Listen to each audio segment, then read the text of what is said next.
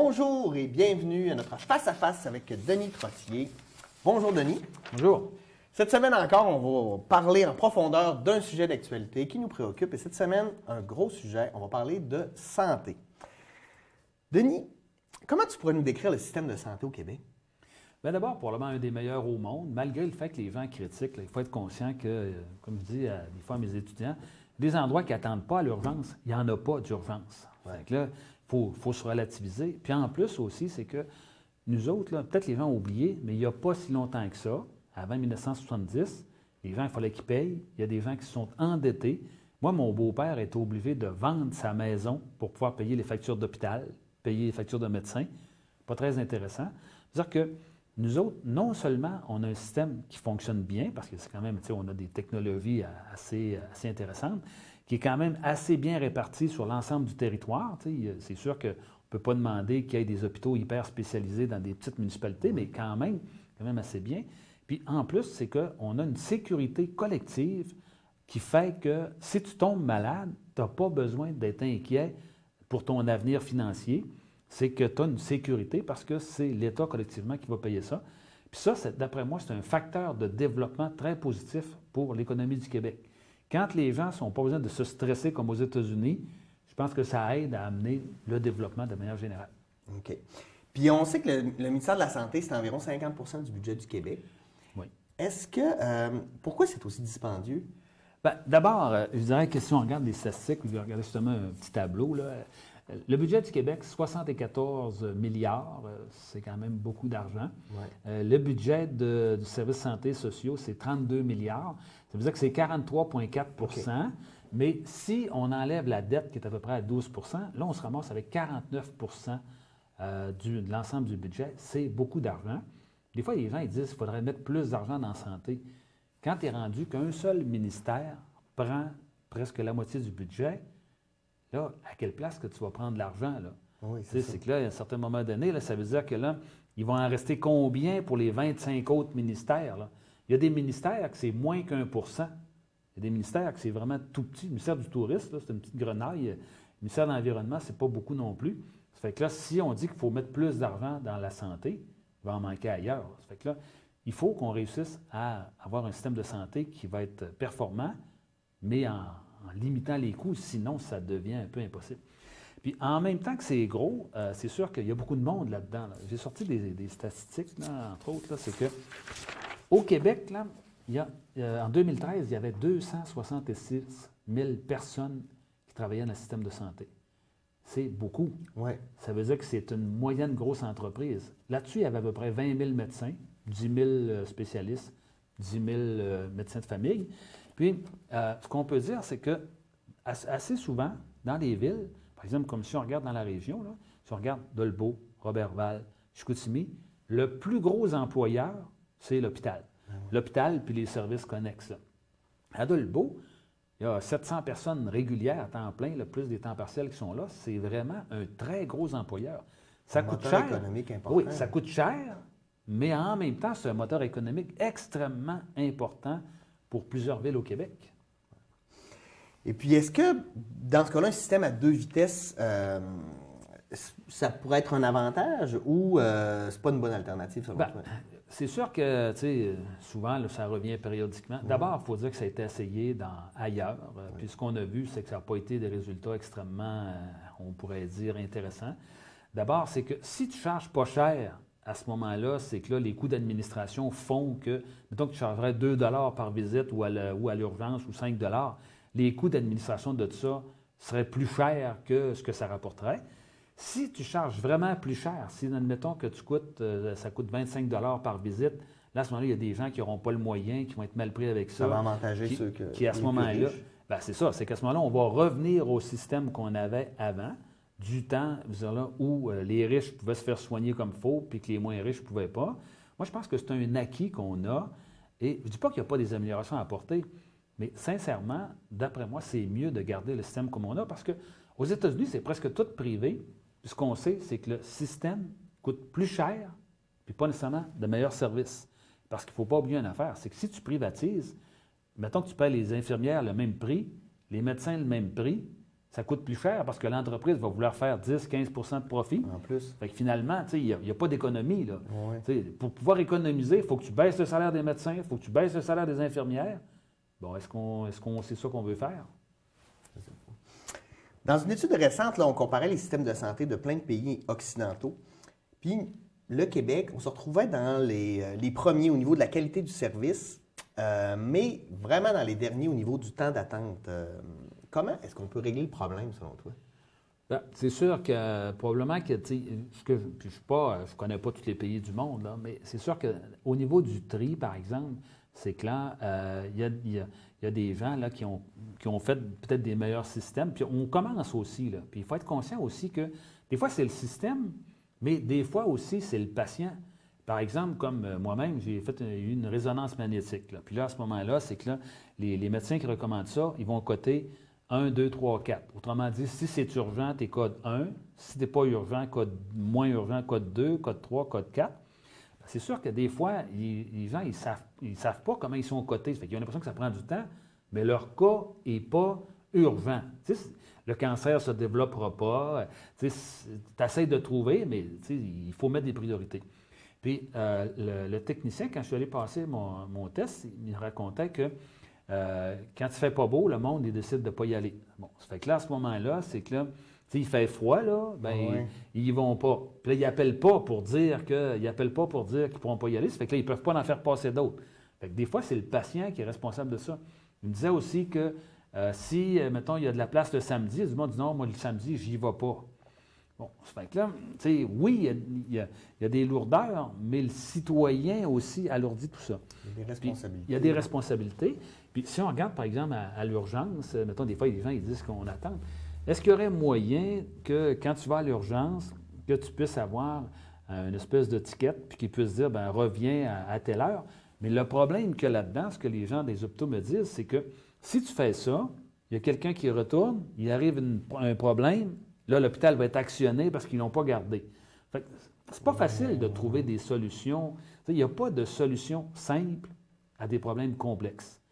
Puis après ça, bien, aujourd'hui, les gens, ils ne veulent plus souffrir, ils ne veulent plus mourir. Fait que c'est sûr que c'est plus lourd pour le système. Ouais. Mais quand on regarde ça, oui, il y a des attentes, mais par rapport à d'autres pays, quand même, en tout cas. Puis je pense qu'il faut travailler sur des solutions, mais c'est pas si facile que ça. Puis c'est pas toujours la faute du gouvernement. Des fois, le citoyen, il devrait se poser des questions aussi. Oui. Qu'est-ce que tu penses de la rémunération des médecins? On en a beaucoup parlé parce que... Bien, c'est sûr que, comme on dit, c'est des métiers qui sont bien payés. Là. On parle là, que, par exemple, de 200-250 000 $ pour un médecin familial. Chez les médecins spécialistes, ça peut aller 500-600 000. C'est quand même des bons revenus. Puis, malheureusement, ou heureusement, ça dépend comment est-ce qu'on voit ça, mais on n'est plus dans le temps dans lequel les médecins allaient jour et nuit travailler, y allaient dans les maisons, etc. Les médecins veulent avoir une plus grande qualité de vie que leur père ou leur grand-père. Puis c'est le monde dans lequel on est aujourd'hui, mais ce que ça fait, c'est que ça coûte beaucoup plus cher, puis on a de moins en moins de services.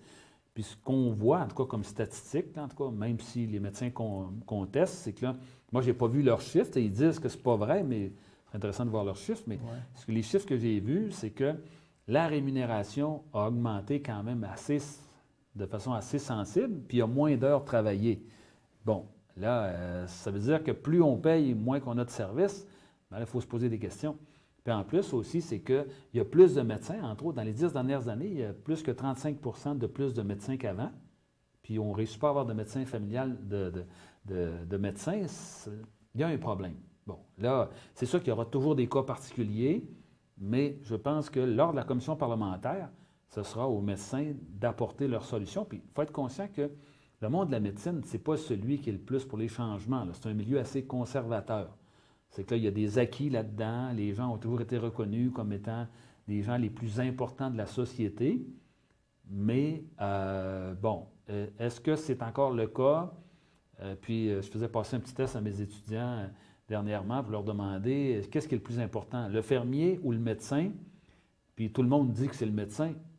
Mais c'est sûr que s'il n'y avait plus de médecins, les fermiers seraient en moins bonne condition, mais le reste de la population mourrait de faim. Oui, c'est ça. Donc là, il faut toujours relativiser l'importance là, de chacun dans une société. C'est clair, c'est clair. Comment arriver à ce que tout le monde puisse bénéficier d'un médecin de famille? On en parlait, il y a une pénurie, on en forme plus, mais on dirait qu'il y a moins. Est-ce que c'est à cause du, je sais pas, du déficit démographique ou le vieillissement de la population, où il y a plus de cas qui sont plus lourds, donc une visite chez le médecin, ça prend plus de temps? Y a-t-il une solution? J'aimerais ça avoir la baguette magique, là, je ne l'ai pas. Bon, une chose est certaine, c'est qu'il y a des affaires qu'on a essayées et qui n'ont pas fonctionné. Pendant un certain temps, les médecins ont dit si on avait plus grande rémunération, on prendrait plus de patients. Bon, ça n'a pas fonctionné. Là, les médecins disent, puis avec raison, dans un certain nombre de cas, la population étant vieillissante, bien, les cas sont plus lourds. C'est sûr que, mettons, quand tu as des jeunes patients, ils ont habituellement un seul bobo. Tu sais, c'est que là, il a mal au bras, tu sais, mais un vieux qui va voir le médecin, bien, il a mal un peu partout. Ça fait que là, c'est plus compliqué, c'est plus long. Bon. Là, moi, je pense que les médecins ont probablement un travail à faire. Mais les citoyens aussi, par rapport à leur santé, ont quelque chose à faire, leurs habitudes de vie. Tu sais, c'est que souvent, les gens, ce qu'ils veulent, ils ne veulent pas que le médecin leur dise « il faudrait que tu te mettras en forme ».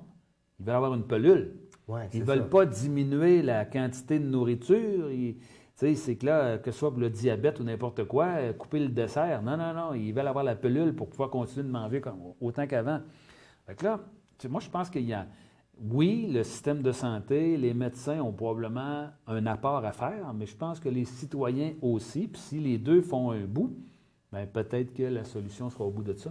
Oui, c'est vrai qu'on attend toujours la solution miracle. Hein, à la place de changer nos habitudes de vie, c'est plus facile de prendre un C'est plus facile. Penses-tu que l'arrivée des super infirmières, ça peut aider ça, à dégorger les urgences? Puis oui, oui. C'est sûr que, tu sais, ça, on a commencé à regarder ça, puis c'est bien évident qu'il y a un paquet de tâches qui pourraient être faites par ces gens-là qui sont très bien formés. Tu sais, puis c'est sûr que si tu dis aux médecins de s'occuper de choses qui sont moins difficiles ou en tout cas ou moins spécialisées, bien là, il y a une perte de temps là-dedans. Je pense que ça fait partie des éléments. La même chose, par exemple, comme le fait que les pharmaciens puissent peut-être donner des ordonnances. C'est leur spécialité, ils sont bien placés pour ça. Ça fait partie des solutions pour diminuer les coûts, puis également rendre plus de services avec la même quantité de monde. Ça, c'est sûr que ça fait partie des avenues. OK. Est-ce que tu peux nous expliquer, parce qu'en ce moment, le gouvernement parle de 2 projets de loi, le projet de loi 10 qui a été passé au bâillon, et le projet de loi 20 qui va peut-être subir le même sort. Ces 2 projets qu'ils veulent mettre en place, bon, c'est pas tout le monde qui semble d'accord avec ça. Peux-tu nous expliquer les projets de loi dans l'ensemble? Qu'est-ce que tu en comprends? D'abord, le projet de loi 10, ça regroupe les centres de santé. Là, au lieu d'avoir 150 conseils d'administration, on va peut-être en avoir à peu près une trentaine, 30-35. Dans notre cas, nous autres, Saguenay-Lac-Saint-Jean, ça veut dire qu'on va avoir un seul grand conseil d'administration pour l'ensemble des établissements de santé. Ce qu'on nous dit, c'est qu'il fallait faire un bâillon parce que ça pressait pour être capable de faire l'autre projet de loi, parce que tu ne peux pas étudier 2 projets de loi en même temps. En même temps, le gouvernement majoritaire, ça va passer leur projet de loi. Oui, mais c'est sûr que l'opposition, dans un processus normal, peut faire traîner ça. Ça fait partie de la game, comme on dit, des outils que l'opposition a pour alerter la population en disant « nous autres, on ne se pressera pas d'adopter ça parce qu'on ne pense pas que c'est un bon projet de loi. Okay. » Bon, mais le gouvernement, dans des mesures, dans des circonstances normalement exceptionnelles, peut dire « moi, je vais passer un bâillon », on appelle ça un bâillon. C'est une procédure rapide, ça veut dire que là, il n'y a plus de temps. Là, c'est que là, tu prends le projet de loi, tu prends un article, puis là, tu as 1 minute ou 2 pour discuter, puis là, tu l'adoptes, puis ça va vite. Là. Bon. La question, moi, ce n'est pas tant le bâillon que est-ce que ça va donner les résultats escomptés? Parce que là, on nous dit qu'il fallait se dépêcher pour pouvoir escompter les économies de 200 millions. Mm-hmm. Est-ce que le fait de réunir tout le monde dans un seul conseil d'administration, ça va vraiment faire sauver de l'argent? Je me questionne, je ne suis pas le seul. J'écoutais Elisa Frula-Hébert, qui n'est pas une péquiste là, ni une caquiste, là, une histoire libérale, qui, elle, était elle-même sur un conseil d'administration d'hôpital qui disait « moi, j'y crois pas ». Parce que les fusions, malheureusement, que ce soit au niveau des villes ou autrement, on l'a vu, là, les économies, on a entendu parler beaucoup avant, pas beaucoup après. D'autre part, quand bien même, mettons, tu enlèves 100 ou 125 conseils d'administration, c'était tous des bénévoles, ce monde-là. Fait que là, tu ne sauves pas grand argent. Puis il y a d'autres gens, les gens qui étaient là, qui étaient employés, ils ont des sécurités d'emploi. Puis en plus, malheureusement, ça a été essayé, entre autres, en Alberta, il y a 7-8 ans. Puis là, je prenais un reportage en fin de semaine qui disait qu'ils veulent revenir à la décentralisation parce qu'ils sont aperçus que finalement, il n'y avait pas eu les économies escomptées. Puis qu'en plus, les milieux se sentent délaissés Parce qu'il faut être conscient que, prenons un seul conseil d'administration à Chicoutimi. Là. Bon, là, la présidente actuelle a dit qu'elle allait avoir une représentation régionale, mais proportionnelle à la population. Ça veut dire que nous autres, sur 17 ou 18 membres du conseil d'administration, l'hôpital, ici, le secteur, va avoir 1 ou 2 représentants. Ça veut dire que ce n'est pas pesant. Là. Quand tu vas arriver, ça perd de son poids démocratique. Ça perd de son poids démocratique, c'est évident. Avant ça, quand tu avais un conseil d'administration, puis qu'eux autres s'occupaient de l'hôpital de Dolbeau, on achète un équipement, on fait une levée de fonds. Là, mais quand tu vas arriver des décisions pour partager les budgets, qu'est-ce qui va parler le plus fort? Le monde du secteur de Chicoutimi, du gros hôpital super spécialisé, universitaire, qui va avoir besoin de beaucoup de moyens, ou les petits hôpitaux comme nous autres qui vont devenir un peu des dispensaires? Moi, je t'inquiète par rapport à ça. Ouais. Puis en plus aussi, c'est que si tu veux attirer du personnel, que ce soit des infirmières, que ce soit des médecins, puis que là, tu n'as plus l'autonomie que tu avais avant pour développer, ce n'est pas un facteur encourageant pour essayer d'attirer de la clientèle médecin ou infirmière. C'est clair. Tu en as parlé, là. Le gouvernement parle avec ça de décentralisation, mais la plupart des intervenants du milieu qui sont contre le projet de loi parlent au contraire, c'est de la centralisation. Qui dit vrai? Bien, c'est que là, c'est qu'on dit qu'on a enlevé les agences de la santé. Ouais. Bon, ça, c'était une forme, on pourrait dire, de décentralisation. Mais à partir du moment où on centralise ça dans une entité, dans la région, c'est parce que, tu sais, le gouvernement est à Montréal. La plupart du monde, des députés, des ministres libéraux, les autres, ils sont à Montréal. Les régions, ils ne connaissent pas beaucoup ça. Pour eux autres, c'est le fait que ce soit concentré, les décisions vont se prendre, mettons, dans un conseil d'administration dans la région, c'est de la décentralisation. Mais pour nous autres, sur le terrain, c'est ça. Puis en plus aussi, c'est que ceux qui faisaient l'ouvrage des agences de santé, là eux autres, ils ne devaient pas faire rien. C'est pas vrai que ce monde-là était payé à rien faire. Là, la job qu'ils faisaient, qui va la faire? Bien là, il y a des bonnes chances que ce soit des gens à Québec qui se ramassent à faire ça. On va réengager des gens. Les gens qu'on a mis à pied régionalement vont se ramasser à Québec. Puis en plus aussi, c'est que là, est-ce qu'il y a quelqu'un qui peut vendre une réforme en disant qu'il veut centraliser? Il n'y a personne qui va acheter ça. Fait que c'est toujours présenté sous l'effet de la décentralisation, mais dans les faits, en tout cas, la plupart du monde reconnaissent que c'est de la centralisation. Et puis là, on a parlé du projet de loi 10. Le projet de loi 20, c'est quoi exactement? Le projet de loi 20, ça concerne principalement la question des médecins, là, pour savoir est-ce qu'on va les forcer à avoir plus de clients. C'est tout autour de ça que ça va faire. Et le ministre disait que il était prêt à écouter, prêt à discuter, mais que s'il faut, il va resservir encore du bâillon. Ça fait que là, disons qu'on va avoir une période un peu ça va s'échauffer, comme on dit, dans les prochaines semaines. T'as pas... tu sais, bon, là, on parle de cette réforme-là. Est-ce que la réforme du ministre Barrette va vraiment régler quelque chose? Parce que je sais pas, moi, depuis que je suis tout petit, mon père travaillait dans le milieu de la santé aussi. J'ai l'impression qu'on va de réforme en réforme, puis à chaque fois, on passe plusieurs années à implanter la réforme, puis après ça, bien, on ne prend pas le temps de vérifier que ça fonctionne, puis on dit « Ah non, ça prend une autre réforme ». Je ne sais pas si... C'est sûr qu'il y a comme une espèce de maladie là-dedans. Là, on parle de santé, mais je pense que ça, c'est une maladie. On dirait qu'à chaque fois qu'il y a un nouveau premier ministre, il veut comme implanter sa marque, parce que ce qui est un peu fou, c'est que, dans le fond, c'est le docteur Couillard qui avait mis en place le modèle actuel, puis là, c'est le docteur Barrette qui démange ça, avec l'appui du docteur Couillard, qui, je ne sais pas s'il pense qu'il s'était trompé à l'époque ou pas, mais c'est que là, tu sais, puis on dirait qu'il y a comme une manie, puis en éducation, c'est un peu le même phénomène, là, mais sincèrement, moi, je pense qu'on devrait donner des objectifs aux gens, vérifier s'ils sont atteints, puis arrêter de faire des réformes qui coûtent cher, qui insécurisent le monde, puis qui finalement n'ont pas toujours les résultats escomptés. Ça, c'est... Rarement, ils ont les résultats escomptés. C'est ça. Ah oui, c'est triste. Avec le vieillissement de la population, le déficit démographique, on a parlé, comment on peut voir l'avenir de notre système de santé? Parce que ça me semble, je veux dire, chaque élection, c'est ça qui revient beaucoup, la santé, ça touche beaucoup les gens. Comme tu disais tantôt, ça nous insécurise, parce qu'on trouve ça important. C'est une valeur première de notre société, en fait, la gratuité du système de santé. Est-ce qu'il faut voir ça négativement ou on va pouvoir vraiment arriver à quelque chose? Le vieillissement de la population? Bien, en fait, que le système de santé soit capable de subvenir sans trop de coûts aux besoins qu'on a avec la population qui est vieillissante, puis l'acharnement thérapeutique aussi, à quelque part. D'abord, je dirais que il y a toujours des pessimistes, des optimistes là, dans chaque chose. Bon. Il y a des gens qui disent qu'avec le vieillissement de la population, les coûts vont devenir astronomiques parce que les personnes âgées ont plus de problèmes, puis, etc. Mais il y a d'autres gens qui disent que les personnes âgées d'aujourd'hui Sont plus en forme, vont arriver moins maganés à la fin de leur vie parce qu'ils vont avoir eu peut-être des meilleures habitudes de vie, etc. Ça veut dire que ce qu'il faut voir, c'est travaillons sur la prévention, incitons les gens à avoir des bonnes habitudes de vie, puis qu'à ce moment-là, il n'y aura pas de coût astronomique de vivre vieux. Ce qui coûte cher, ce n'est pas le fait de vivre vieux, c'est le fait d'avoir des maladies de toutes sortes. Fait que c'est sur la prévention qu'il faudrait insister, mais est-ce que c'est là-dessus que vous dites qu'on va mettre le plus d'argent dans les prochaines années? Je ne suis pas sûr. Ouais. Mais sincèrement, une des meilleures façons, une des façons les moins coûteuses, puis ça a été démontré, là, que si tu mets de l'argent dans la prévention, c'est ça qui est le plus payant. Parce que tu rajoutes 1 milliard ou 2 milliards dans le système des hôpitaux, ça ne paraît pas. C'est comme noyé dans tout le reste. Mais si tu fais de la prévention, ça, c'est bon. Mais le problème, c'est que les effets de la prévention se voient juste dans 5 ans, 10 ans. Fait que c'est ça le problème. Puis souvent, les gouvernements sont plus à court terme.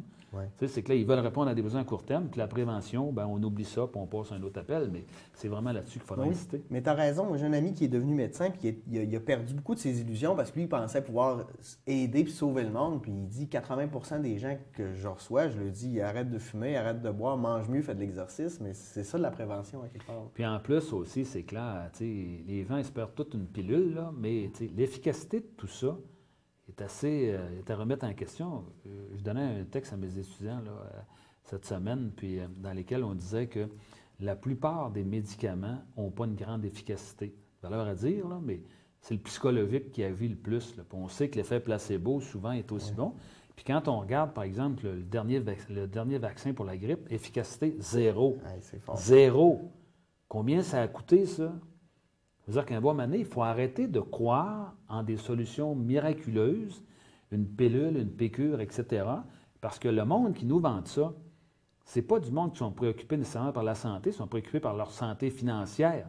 Les gens des grandes pharmaceutiques, c'est d'abord et avant tout des business. C'est que là, c'est d'être rentable. Fait que là, ils essayent d'inventer des nouveaux médicaments, etc., mais c'est pas... je dirais que ce qui a sauvé le plus de vies dans l'histoire de l'humanité, c'est le savon, le fait de se laver les mains. Ouais. Quand les médecins eux-mêmes propageaient la maladie, quand ils ne se lavaient pas les mains, ils mettaient le doigt dans la bouche, puis ils allaient mettre le doigt dans la bouche de l'autre, etc. Là, c'est que là, des fois, ce n'est pas ce qui coûte le plus cher qui donne les meilleurs résultats. Qu'est-ce que tu penses de l'importance, en fait, du jugement historique que la Cour suprême a fait sur l'aide médicale à mourir?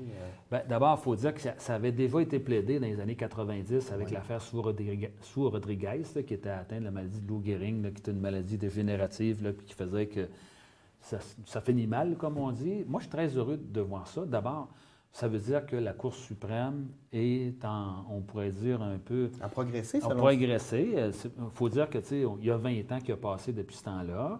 Les mentalités se sont faites. Puis aussi, c'est que, comme au Québec, on a fait une loi là, pour mourir dans la dignité. On a balisé ça, tu sais, puis on a travaillé là-dessus. Là, tu sais, parce qu'il faut être conscient que je comprends les gens qui ont des craintes parce qu'il peut arriver des abus dans des affaires comme ça.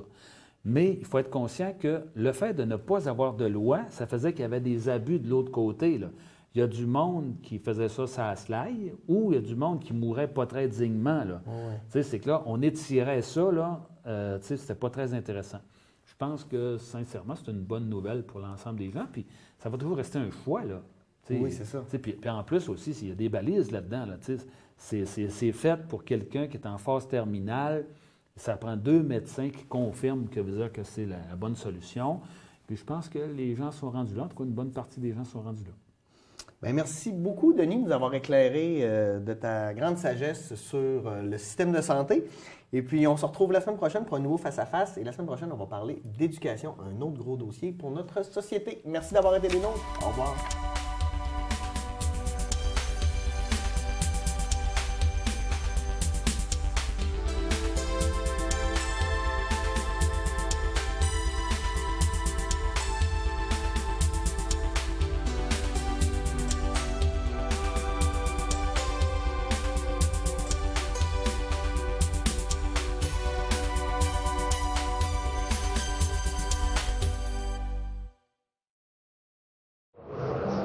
Cet hiver, avant de prendre la route, composez le 511 ou consultez le québec511.gouv.qc.ca pour planifier vos déplacements.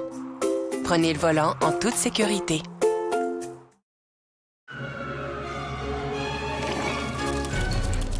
Durant la saison de la grippe, le virus peut apparaître n'importe où. Il est invisible, imprévisible, et tout le monde peut se faire prendre par surprise. Heureusement, le vaccin contre la grippe est la méthode la plus efficace de se prémunir contre lui. Ne vous laissez pas surprendre par la grippe. Faites-vous vacciner. Renseignez-vous à santé.gouv.qc.ca.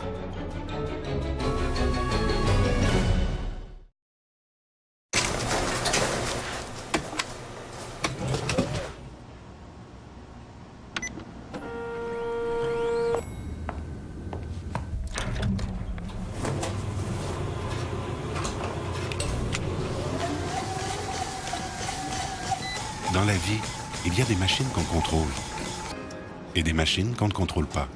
Rien ne peut augmenter les chances de gagner. C'est toujours le hasard qui décide. Visitez le jeu-doit-rester-un-jeu.com.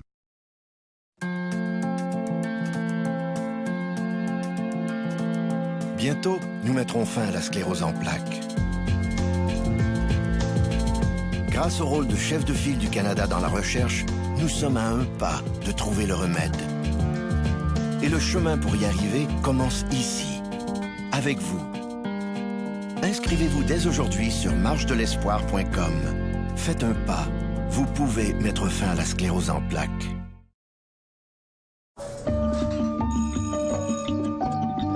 Ils étudient, elles travaillent, ils créent, elles innovent, ils grandissent. Sans leur présence, le Québec ne serait pas complet. Des milliers d'hommes, de femmes et d'enfants contribuent plus que jamais au développement de notre société. L'avenir du Québec ne peut s'écrire sans l'immigration.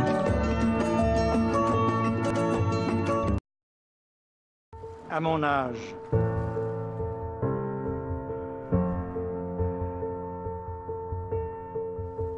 personne n'est à l'abri de perdre son emploi. Personne n'est à l'abri d'avoir une maladie. Personne n'est à l'abri de tout perdre.